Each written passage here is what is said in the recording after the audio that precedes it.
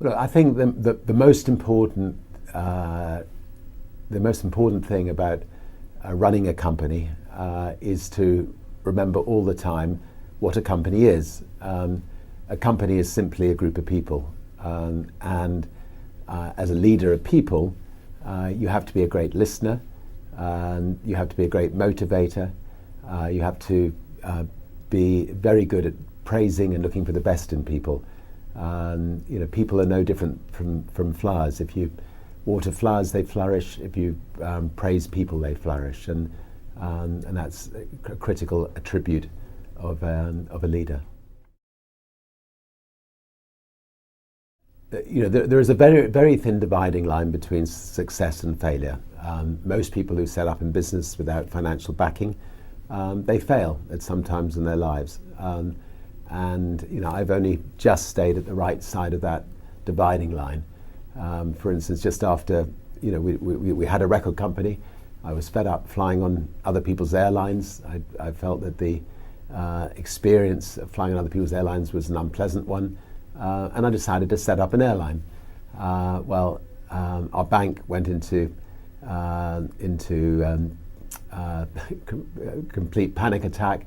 And when I came back from doing the inaugural flight of Virgin Atlantic's very first flight from London to New York, I came back to find the bank manager sitting on my doorstep and informing me that they were going to close Virgin down on the Monday, and this was the Friday, and that I had 2 days to effectively pay them off the monies that they'd loaned us. And I remember pushing the bank manager out of my house, telling him he wasn't welcome, which is a dangerous thing to do to your bank manager, and then spending the weekend ringing around the world to all of the distributors of our music, asking if they could give us a temporary loan to get us through the following week, which they were good enough to do. And by the end of the week, we'd changed banks. We'd actually managed to find a bank that was willing to lend us 30 times the overdraft facility that our bank had lent us, and we managed to survive. And I think the moral of that story is actually don't think of your bank as somebody that you're beholden to. I mean, people just don't move from one bank to another. Sometimes you need to be willing to step up and move your banks in the same way that you should step up and move your doctor on occasions. Anyway,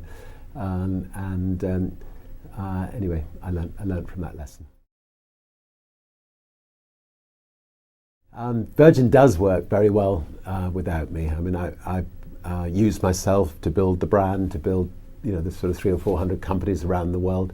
But I also learnt the art of delegation. I have a fantastic team of people who run the Virgin companies, give them a lot of freedom to run the companies as if they were their own companies, give them the freedom to make mistakes. And the Virgin brand is now maybe one of the top 20 brands in the world, well respected. And when my balloon bursts, Virgin will continue to flourish. Maybe I add the icing on the cake on occasions. Maybe they'll have to spend a bit more money on marketing, but fortunately, Virgin is in a state where it can live on healthily without me.